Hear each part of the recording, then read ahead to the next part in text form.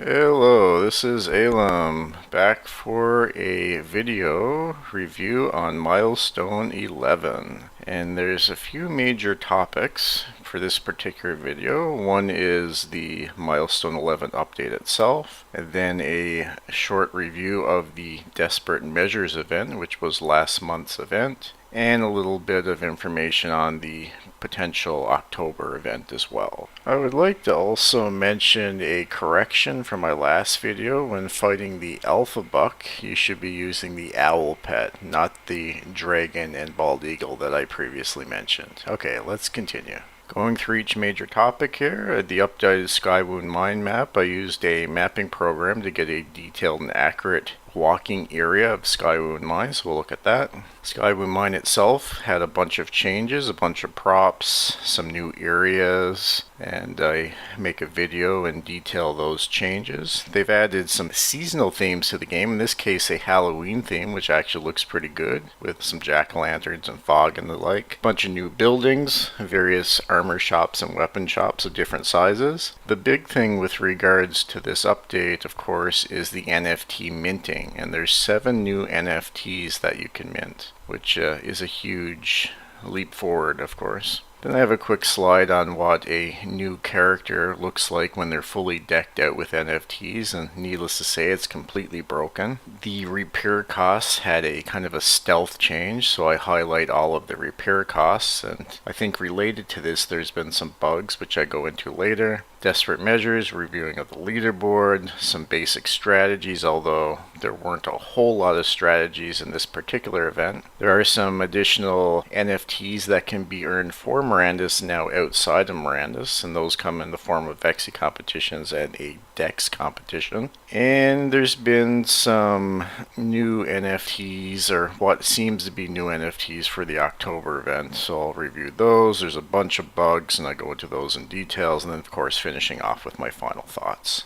Okay, so here is the newest version, an update of the Skywound Mine. My initial version back in my Milestone 10 video was pretty basic. It laid out some major areas and kind of gave you an idea of what the map itself looked like. This one, however, is using a mapping program with very detailed coordinates from Unity's engine. The yellow part is the walkable area. The brown area is all kind of just mountain and the like. Blue, of course, is water, and the water on the east, you can walk in that whole area as well. Now, Milestone 11 did add 2 areas, and those are both labeled with arrows with Milestone 11 editions, and I show those areas specifically on the upcoming video here as well. One thing of note with regards to this map is that there's a lot of empty space. Like, there's a lot of brown, to say the least. So there's lots of rooms for addition, and of course we did see additions with this update. One thing that I would like to potentially see changed is that despite all the verticality in this map, there's no places that cross over other places. Like, this could easily be a flat map. The other thing is, with all the verticality, and especially the addition of things like fall damage and stuff, you'd find there should be a lot of various ledges and shortcuts and such that you can move around in, and it's definitely lacking in that regard. This new addition next to Outlook 1, which I'll go into, did get a little slight shortcut, but it's fairly minor, and it's kind of perilous because you can fall to your death even with a potion.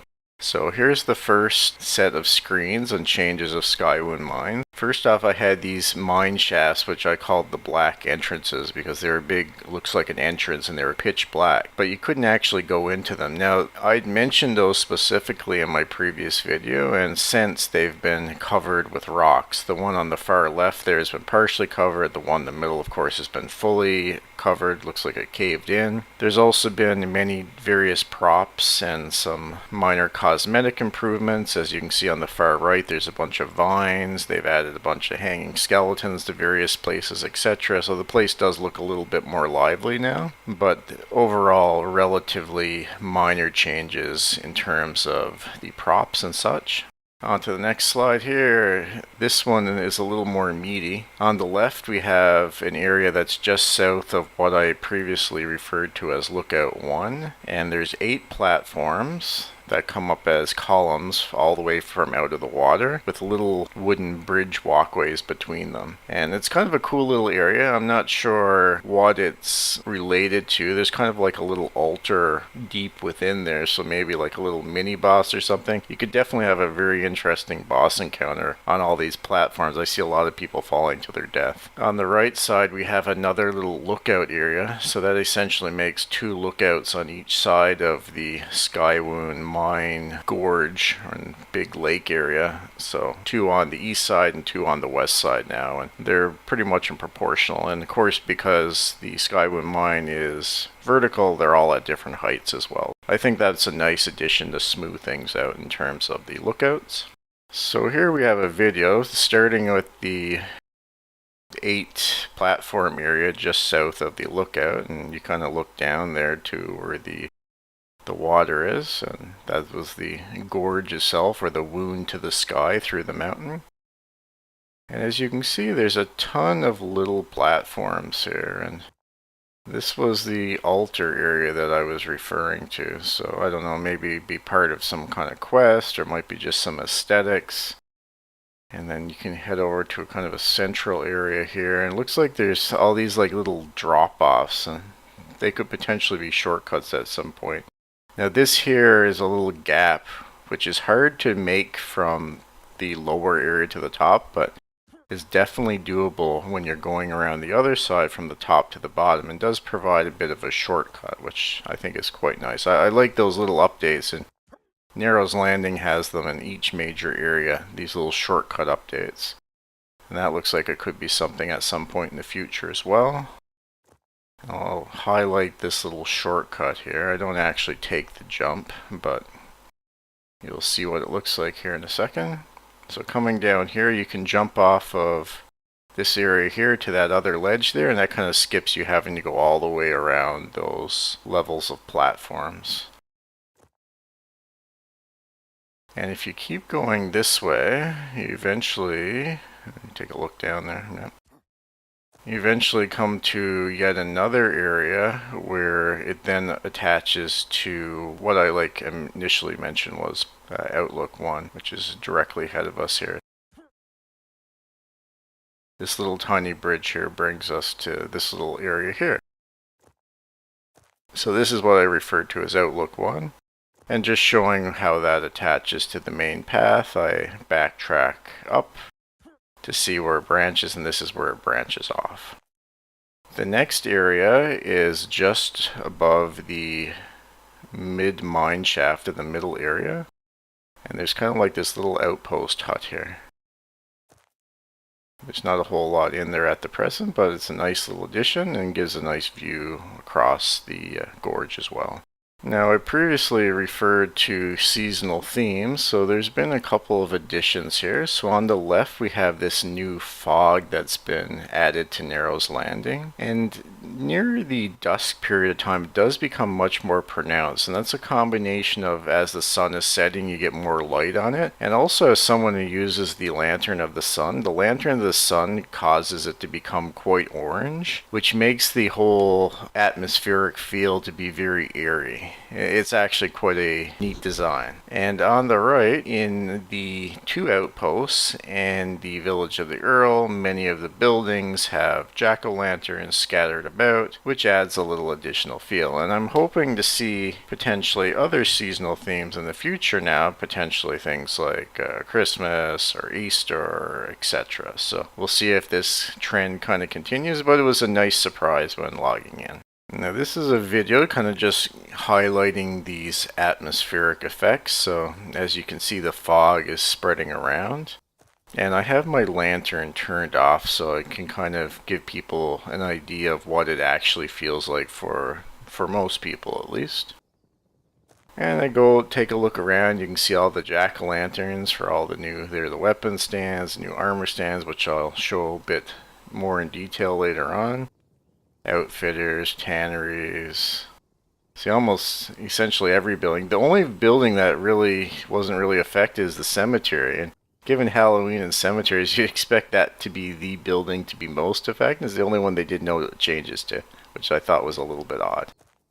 Okay, talking about the new building, and we'll see why these new buildings are relevant here in a sec, but we have 4 different buildings. We have 2 5x5s, which is the armor stand in the top left and the weapon stand in the bottom left. In the top right, we have a medium-sized building, a 10x10, which is the armor shop. There's no 10x10 weapon shop added as of yet. And in the bottom right, we have a large weapon shop to complement the bigger size of the armor shop. However, they went a step further, and no, there's no large armor shop as of yet. Now, the weapon stand and armor stand are in both of the outposts. There's 2 in each outpost, so 4 total on the map. The armor shop, there's 2 added to the village of the Earl, directly across from the deed owner's home. And the large weapon shop is just east of the 2 armor shops, and there's only 1 of those. Now, when you interact with these buildings, there's a few things you're going to notice, depending on when you log in. So if you log in at the time of recording, you're only going to see a craft button, and there's going to be nothing underneath it. And that was due to a minting issue, which we'll go to here in a second. The other side is your second tab you have to select, and it has mint. So you can mint,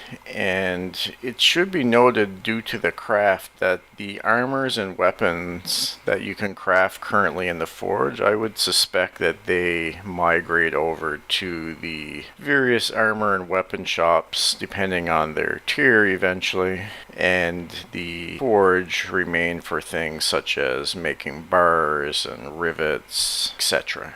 Now this video shows the various buildings, so we're in the outpost number 1 here. And this here first is an armor stand. So lots of nice armors, nice metallic type armors of various types. Shields, headpieces. We don't have shields or headpieces in the game as of yet. Actually, the headpiece slot was removed from a recent release. And here's a weapon stand, and you can see lots of nice metallic weapons as well, which are considerably better than our current bronze or wooden weapons. So it'll be interesting to see those built up. And here we are across from the Earl's house in the village of the Earl, and in front of us we have is the armor shop. And similar to the armor stands, there's plenty of various armors here, tons of headpieces and shields and a few armors, less chest pieces in this one, but lots of boots and gloves. And if you go around it, you see the large weapon shop, which is directly east of those 2 buildings. And we have a large weapon shop, lots and lots of weapons. None of these are really in the game as of yet, so hopefully they do get added at some point in the future here. It looks pretty good. Oh, there we have, it looks like maybe Punjab or potentially Observer following around.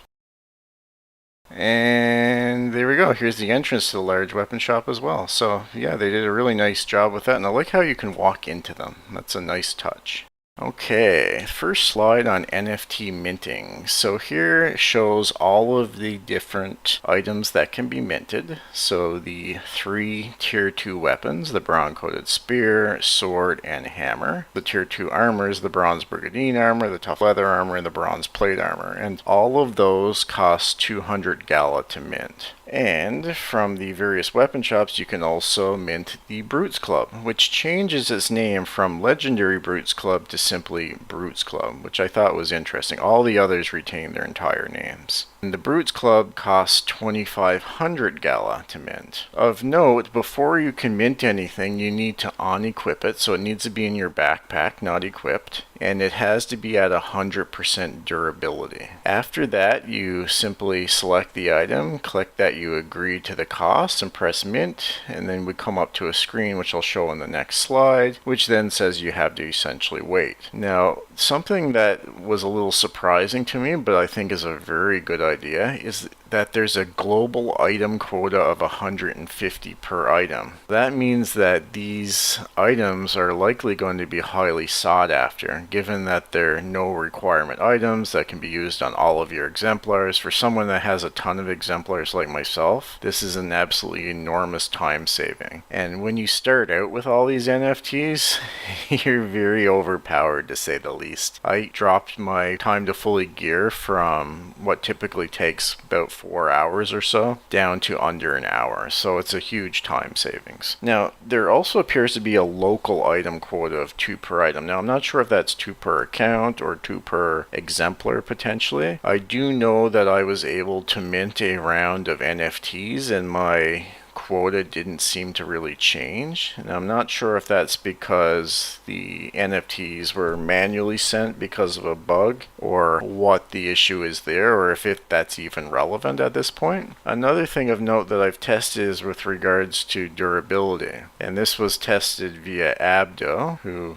fed me some intel here, is if you have a damaged or broken NFT and you send that NFT to another account, that NFT on the account starts with 100% durability. My next thing was, what happens if you send that NFT back to the original account? Well, if that NFT had, say, was broken on the original account, so 0 durability, then it's now broken when it returns, even if it was 100% on the intermediate account. And that applies between exemplars as well. If it was broken and you sent it to another account, which was then 100, and you send it back, using that NFT on the original account on a different exemplar, it's still broken. Essentially, if you sell someone an NFT, they always receive an NFT that's full durability, which is a nice touch.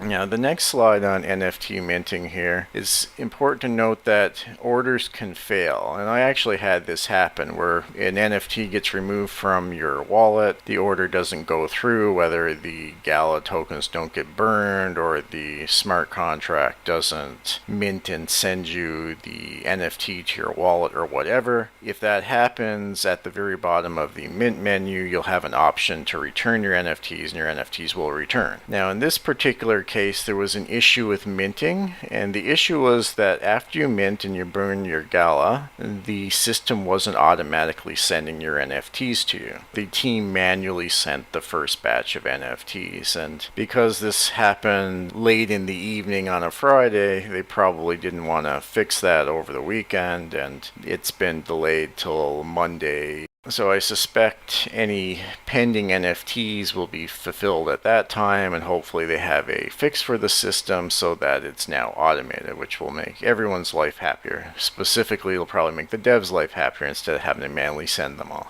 After you mint the NFT, you actually have to exit the game, so either exit or Alt F4 and return into the game, and it seems to take about 5 minutes, which is the typical kind of time on Gala Chain for an NFT to be fully kind of confirmed within your wallet. The NFTs also can be bridged to Ethereum, and I tested that out as well, and I was able to mint 4 of the 7 NFTs as number 1. Abdo, who I was talking to at the time, minted the other 3. Between the two of us, we grabbed all the number 1 mints, which the only one I really wanted was the Brutes Club number 1 mint, because of course I had the first Brutes Club, but if you get the other ones, that's bonus. Yeah, these NFTs is a big step forward, and I hope we see more NFTs continuing to be able to be minted, and having limits on them is a great idea. At some point, I hope that some of the other NFTs do have requirements to them, and they maintain these ones as no requirement items, and that will certainly maintain their value significantly.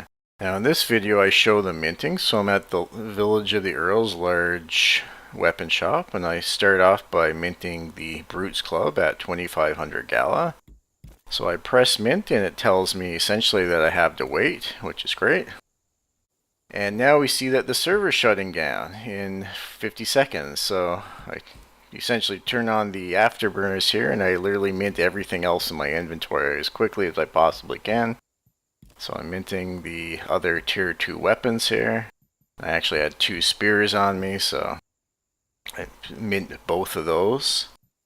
You can mint pretty quick, there's very little downtime, so yeah, everything's minted. And then I quickly sprint over to the armor shop while the time is ticking down here. We're now at 17 seconds. So I mint all 3 of the tier 2 armors as well.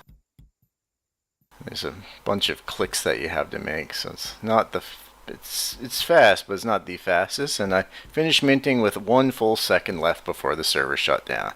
Next up is a slide on starting a character with NFTs. In this particular slide, we can see a bunch of NFTs. So the weapons, I have a tier 2 pierce weapon, a tier 3 crush weapon, and a tier 2 slash weapon, which is currently all the best weapons of all the best damage types. I have a bronze brigandine chest piece, which resists crush, but you can also have the other 2, the bronze plate and the tough leather armor. The gloves and boots are not mintable as of yet, so you will have to farm the mats for those in game, although when you have, say, a Brute's Club and a tier 2 chest piece, doing so is very, very easy. You just literally walk up and one-hit everything. Other major things, of course, is the Lantern of the Sun, the Epic Siphon of Chaos Rings, which are the top, although you can have lower tiers of that. Any pet, depending on what it is you want. Typically, you're probably going to, when gearing up, and at least initially, to kill the wolves, you're probably going to be wanting to wear the bronze plate armor and the phoenix pet, because slash damage will be your biggest thing. After you get the full set of tough leather, then you'll likely want to switch to the tough leather set so that you can easily finish off the goblins and gather the little bit of copper and tin that you need, and you need 14 of each of those to finish all of the sets, assuming you have all of the NFTs. And of course you can have your Vox for a little bit of additional energy, which makes using food that much more efficient, and of course the trinket NFTs, and that could be the Fintans or the Lysandras or potentially something else. Something of note is that in this upcoming Vexy competition, which is in 4 days from the time of recording here, one of the rewards will be the Necklace of the Brittle, so you'll be able to fill that necklace spot as well. Having all of that will save you many hours of gearing up. The only thing you'll have to do then is getting some food, which takes 17 minutes to gather 1,000 food, about an hour to gather 100 to 200 bandages, and then the boots and gloves, which is about 30 minutes if you're efficient. Within about 2 hours, you can have a character fully geared with full sets of consumables.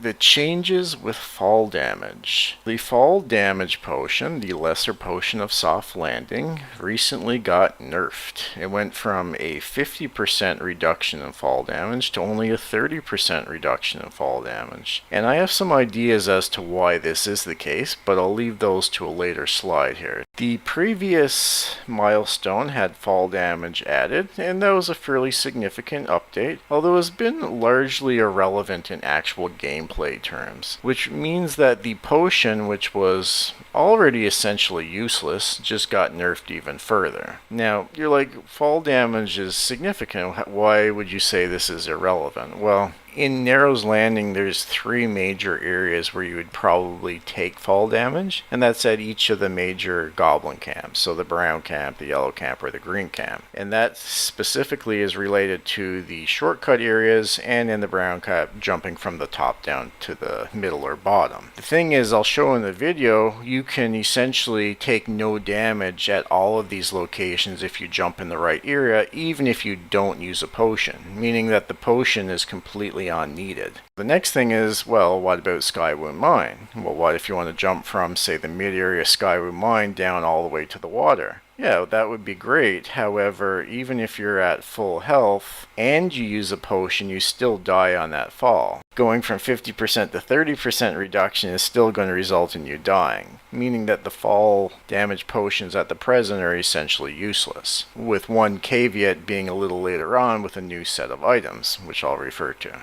So in this video I show the ways to avoid taking fall damage or greatly reduce it. So this is the green camp. If you go to the corner there and you push forward, sliding down the wall, you take absolutely no damage whatsoever. We're now at the yellow camp, and my Previous video I showed if you jump down and you aimed at that tree down there, that tiny little tree, and if you land it, you take no damage. But there's another way to take little damage, and that's go to that side and slide down. So you take like 20 to 30% damage that way. Now at the brown camp here, we're at the very top, also known as Mother's Cave. If you want to jump from the top down to this middle ledge here, you can, and then from the middle ledge you can jump down to the bottom.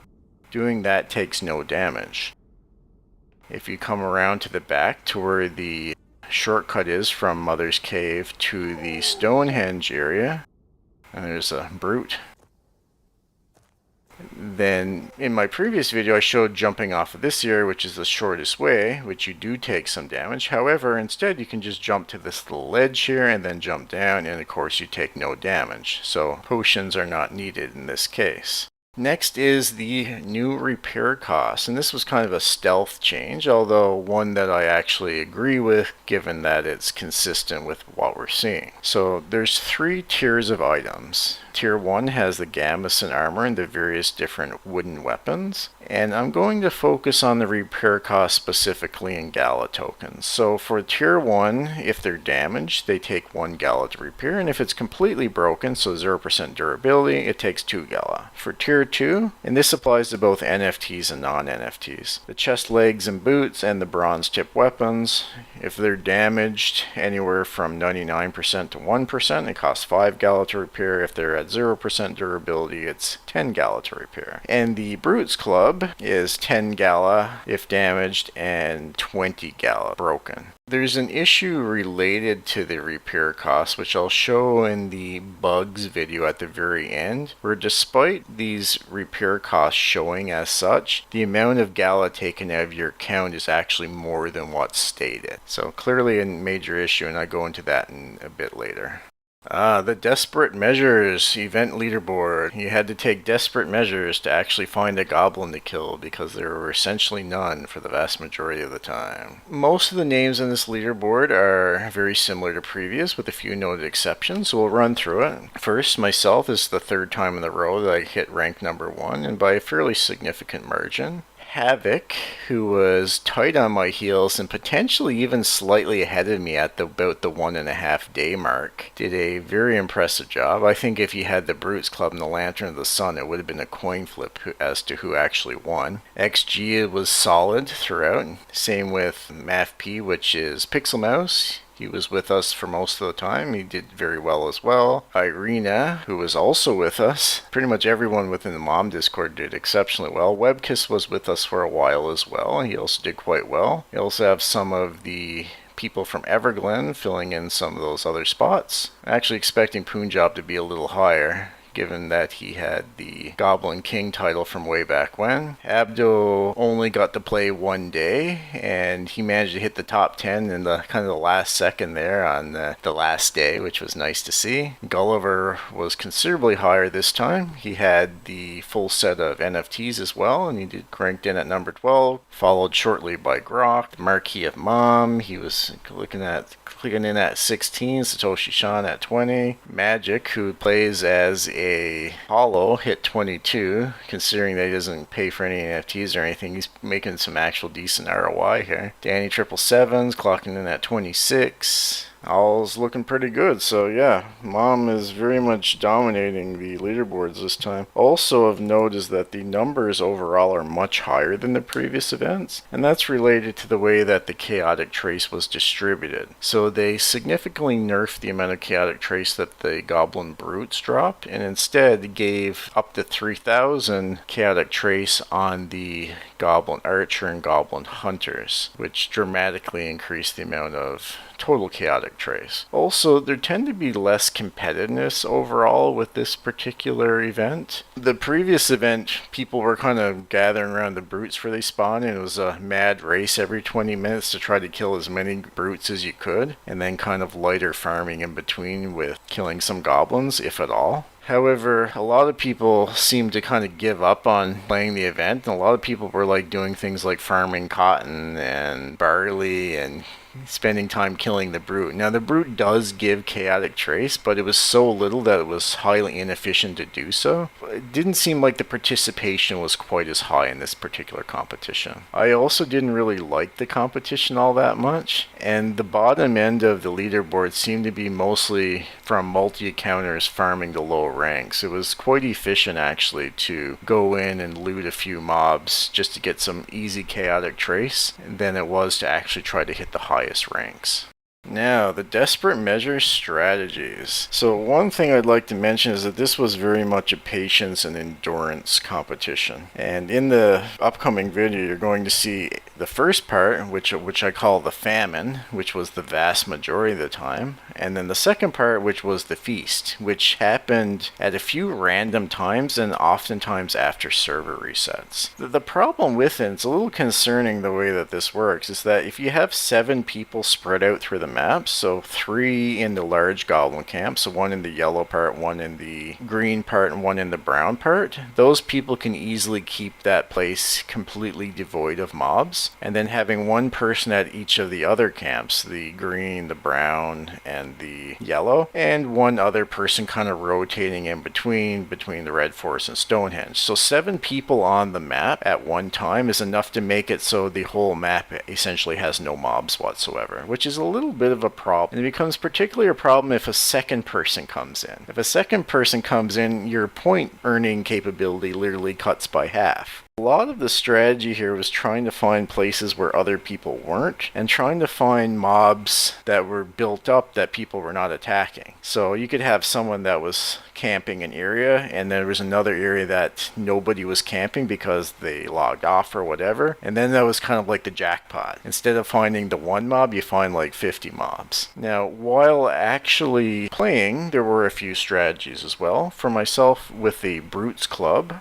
I was using bronze plate armor, and the reason for that is the bronze plate armor increases crush damage, so I was getting more damage quicker for when that 1 mob every 3 years spawned. Another thing was kiting the brutes out to an area where they'd get stuck, so you didn't have to keep dealing with them when fighting the other mobs that did give you more chaotic trace. If a brute was there, a lot of people were using full sets of bronze brigandine armor instead of the tough leather armor killing the goblins, so that they could loot the bodies while the brute was attacking them. Not being able to loot bodies is a major issue in this particular event. Some other things to note was that being in a group was very little benefit to this particular event. The last event there was a lot of group work. Also, having multiple exemplars wasn't nearly as important this time as it was last time. Overall, not my best event to say the least. Also, although there was lots of downtime, there wasn't any long downtime. So typically you'd have like 30 seconds to a minute between each mob spawn, which didn't allow you to get up and do things. Whereas the other one, the brute spawned every 20 minutes, which essentially gave you like 10 minutes of solid downtime, at least, between each cycle. I have to say the brute competition was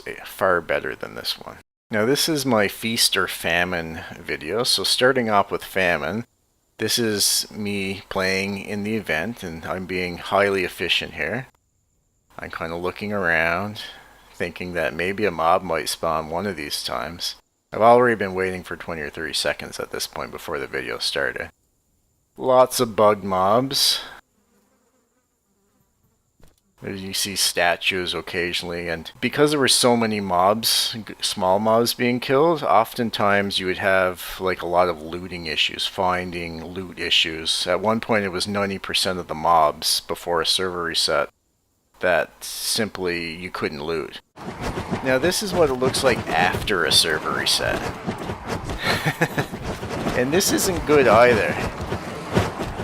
Now, there's efficient ways to do this where you can kind of kite them out so that you can loot them all, but I just wanted to highlight in the video the difference between how most of the competition was, say over 90% of the time, versus how it is when, say, the server resets or some random strange spawn results in tons of mobs spawning. And if you take advantage of a time like this, you can move ahead with what you'd essentially get in multiple hours of actual gameplay. I'd mentioned some external Mirandus NFTs, and these are the 4 different NFTs that can be acquired outside of Mirandus. So starting on the left, we have the Link of the Brittle, and this will be rewarded to the top 235 places in the Vexy Villages event, taking place from October 23rd to October 27th, which is in 4 days from the recording of this video. There was a Gala news post that described this NFT's abilities in detail, but it was only up for a period of minutes before they deleted the post and they deleted the site. However, I was able to see it during that time, and it said that the NFT increases your attack damage, which is absolutely massive. This is going to be a very strong NFT for anyone wanting to get a major edge in literally everything. The next is the Everlasting Dandelions, which come in 3 rarities, the Uncommon, the Rare, and the Epic. And there was a news post several weeks ago that did mention 2 new NFTs that would be rewarded in Mirandus, mentioning one was related to a Vexy event, the other being a DEX trading competition. The Everlasting Dandelion being a reward of a DEX trading competition hasn't been mentioned yet. However, I expect this to be the NFT because both the Link of the Brittle and the Everlasting Dandelion were minted at the time of that news post. And previously I made a slide talking about the potion nerf, the fall damage reduction potion, which sort of makes sense now because let's say the Everlasting Dandelion reduced damage by like 50% at the epic level and the previous potion was 50% damage reduction, then you would never take any fall damage whatsoever. And that's what the dandelions do. They decrease your fall damage. And I suspect the uncommon will reduce it a little bit and say the epic reduces it a lot. Will these NFTs have any effect on your point values within the next Mirandus competition? That I don't know, but we shall see in the hopefully not too distant future here. Talking about this next event. So the October event is going to be a little different. First, it's all kind of Halloween themed. There's not a whole lot of details. Unlike the previous events where we knew pretty much exactly what NFTs were going to affect things, how much they were going to affect them, what they're going to cost, etc. The things that we do know, however, is that the previous event was the top 250 places that were rewarded Gala tokens. This has been reduced to 150 places. However, the top 250 places still get rewarded. In this case, they're getting a Town Star Chemical Engineer skin, which will be something that'll be useful in the next Town Star event. It's like looks like a kind of like a zombie skin. It's pretty cool looking. Myself personally, I always prefer to be rewarded in the game that I'm actually playing. However, these cross-game rewards certainly promotes cross-game play, which means that you would have more people playing in theory. And anything that increases the total number of players, I'm definitely on game with. This is definitely a good move. Also, at the time of recording, there was no mystery chests minted yet. However, did release a image of 3 items which looks like they're probably the NFTs for the October event, and that's the Ugor's Waitstone, Ugor's Cleaver, and Ugor's Insignia. Of note, the Ugor's Insignia has a big eye, kind of looks like one like a Cyclops eye, and the fact that they've been referring to the boss in Skywound Mine as Gruul. Gruul is a Gron, which is a type of ogre or cyclops. It all seems to be fitting that kind of theme. And as previously mentioned, there's those NFTs, the Ugor's items, and there's also Link of the Brittle and Everlasting Dandelion all happening at the same time. Which ones affect the event and how they affect the event we'll hopefully find out within the next week and a half here when the event actually starts. And bugs. With every update, there are more bugs. This one had a few doozies. First off, the big thing for this update, of course, is minting. And at the present, the NFTs, after you pay to have them minted, do not get sent to you. Now, this has been temporarily fixed by the dev team manually sending them. However, I hope this gets resolved, and clearly the dev team is aware of this. This time tomorrow, it's supposed to be up and running, so we shall see if that is indeed the case. Next is we do have some user interface errors that don't mention a gallon token burn or say something erroneously. This happens specifically via forge repairing. In the image in the top right, you can see that those boots are broken. You see the durability bar cracked in half and a little red diamond around them. And typically if you do that and you go to repair it, you would have to pay Gala to repair. However, it doesn't actually tell you you need to pay Gala to repair initially. You either need to click the item again or scroll down and click it again for the Gala price to actually show up. And even if the Gala repair price does show up, sometimes it takes out the correct amount and sometimes it takes out more than what it actually is supposed to, which is clearly a major issue. If it says you're going to pay, say, 5 Gala tokens and instead it takes 10 Gala from you, and that's what it actually is doing. So that definitely needs to be a fairly high priority fix, or there's going to be a lot of people complaining. The next one is the Goblin Hunters have been replaced with Goblin Spearsmen, which I think should be Spearmen,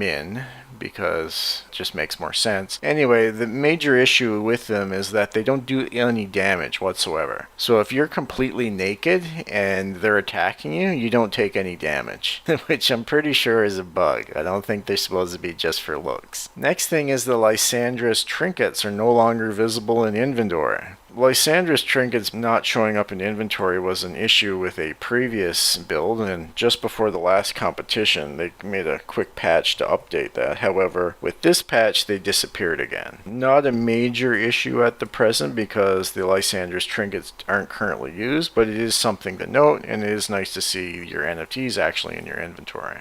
So we'll start off with this video here, showing the item here. So I have a broken pair of boots and I go to repair and it says it's going to cost 10 Gala because it's broken. It's a tier 2 item. So I go to repair, and initially when I clicked on repair it didn't see anything. When I click on it again it says repair with 5 Gala. Okay, that's fine. So let's actually repair it. So if you look at my total Gala balance, 6,083 remaining, and I repair. So it says now the item is repaired. Okay, which it is indeed repaired. And if I go back to it now, my balance is down to 6,073. So even though it said 5 Gala to repair, it took 10 Gala out of my account. This next one here shows the new Goblin Spearsmen. Watch, I unequip all of my armor. And you can see my health bar doing absolutely nothing. I have no armor, as you can see, and my hit points are locked at the current amount. So they do 0 damage to you, period. And we'll end with some final thoughts. So I rarely talk about the Gala token because it doesn't have much effect on me. However, I should mention that in the past couple weeks we did have a major market crash with the Gala token within a period of minutes going from 1.6 cents down to 0.2 cents, which is pretty massive. Over 80% of its value lost in a period of minutes. Now that did recover and I was able to pick up a ton of Gala at 0.3 cents, which I've subsequently sold, so I certainly don't mind that it dipped. However, this does have effect on a few things. The rewards are of course paid out in Gala, which means that the value of your event rewards are now essentially come close to cut in half. Another thing is that the cost of the NFT items are based around Gala as well. So you now have to pay more Gala to get the NFT items for the event,